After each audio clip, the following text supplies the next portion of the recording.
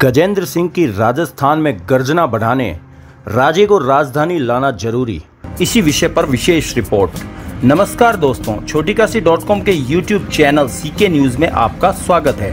खैर, पहले तो यदि आपने हमारे चैनल को सब्सक्राइब नहीं किया है तो सब्सक्राइब कर लीजिए, बेल आइकन भी दबाना न भूलिए। साथ ही हमारी रिपोर्टिंग कैसी लगी यह भी कमेंट बॉक्स में जरूर लिखिए। मोदी कैबिनेट में सर्वशक्तिमान शाह की भी बदल सकती है राह। देखें दिल्ली से सीके न्यूज की ये रिपोर्ट। केंद्रीय गृह मंत्री अमित शाह को अब एम्स से छुट्टी मिल रही है। वे कोविड के बाद की परिचर्या एवं देखभाल के लिए पिछले 10 दिन से अधिक समय से अस्पताल में थे। इससे पहले कोविड जांच में पॉजिटिव पाए जाने के बाद वे मेदांता अस्पताल में भर्ती रहे थे। अमित शाह गंभीर डायबिटीज के मरीज हैं तथा दिन में 4 बार इंसुलिन लेते हैं तथा कोरोना से ठीक हो जाने के बाद भी वे कई अन्य बीमारियों से ग्रस्त थे, इसलिए उन्हें फिर से अस्पताल में भर्ती होना पड़ा था। सूत्रों का कहना है कि उनकी पत्नी ने प्रधानमंत्री नरेंद्र मोदी से कहा है कि अमित शाह के काम के बोझ को थोड़ा कम कर दें, क्योंकि गृह मंत्रालय का काम बहुत ज्यादा दबाव वाली जिम्मेदारी है। ऐसी चर्चाएं हैं कि अमित शाह को गृह मंत्रालय के भार से मुक्ति मिल सकती है। उनके स्थान पर आने वाले संभावित व्यक्ति के रूप में राजनाथ सिंह का नाम लिया जा रहा है तथा राजनाथ सिंह के स्थान पर भारत के संभावित रक्षा मंत्री के रूप में ज्योतिरादित्य सिंधिया का नाम लिया जा रहा है। सूत्रों का कहना है कि मोदी को रक्षा मंत्री के पद के लिए एक ऐसे कुशल एवं दक्ष प्रवक्ता की आवश्यकता है जो धारा प्रवाह हिंदी तथा अंग्रेजी बोल सकता हो तथा रक्षा संबंधी वार्ता एवं सौदों को लेकर विभिन्न देशों के साथ वार्ता तथा पहल कर सके।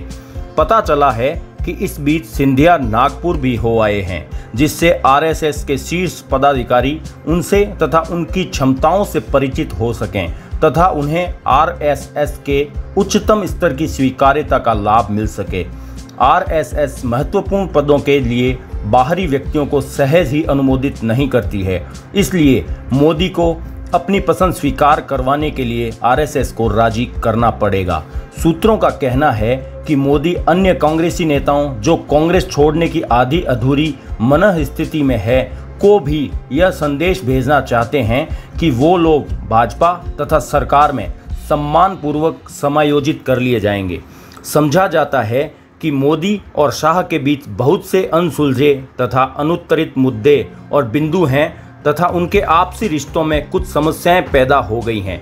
पार्टी के अंदरूनी लोगों का कहना है कि शाह एकमात्र ऐसे व्यक्ति हैं जो मोदी को अंदर से बाहर तक जानते हैं, इसलिए वो उनके लिए असली तथा एकमात्र खतरा हैं। कहा जा रहा है कि वसुंधरा राजे को भी दिल्ली में समायोजित किए जाने की जरूरत है तथा अगर गजेंद्र सिंह शेखावत को भाजपा के आगामी मुख्यमंत्री के चेहरे के रूप में प्रशिक्षित किया जाना है, तब तो राजे को दिल्ली में समायोजित करना आवश्यक भी है।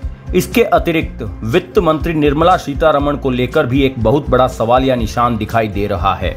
लेकिन मोदी के लिए परेशानी यह है कि भाजपा में प्रतिभाओं का अकाल है तथा इसलिए मंत्री पदों को भरने के लिए मोदी टेक्नोक्रेट्स तथा एक्सपर्ट्स की ओर देख रहे हैं। फिलहाल मोदी अफसरशाहों की मदद से वन मैन शो चला रहे हैं, लेकिन सूत्रों का कहना है कि मंत्रिमंडल में एक बड़ा फेरबदल होना ही है, क्योंकि मोदी को कोविड के बाद पैदा होने वाले उन अनगिनत मुद्दों से निपटना होगा जो कोविड महामारी का प्रकोप खत्म होने के बाद बड़ी संख्या में उभर कर आएंगे। लेकिन इस समय तो सबकी नजरें अमित शाह तथा इस प्रश्न पर टिकी हुई हैं कि क्या मोदी अपने इस सर्वशक्तिमान गृह मंत्री को वास्तव में हटा भी पाएंगे, जैसी कि अटकलें लगाई जा रही हैं।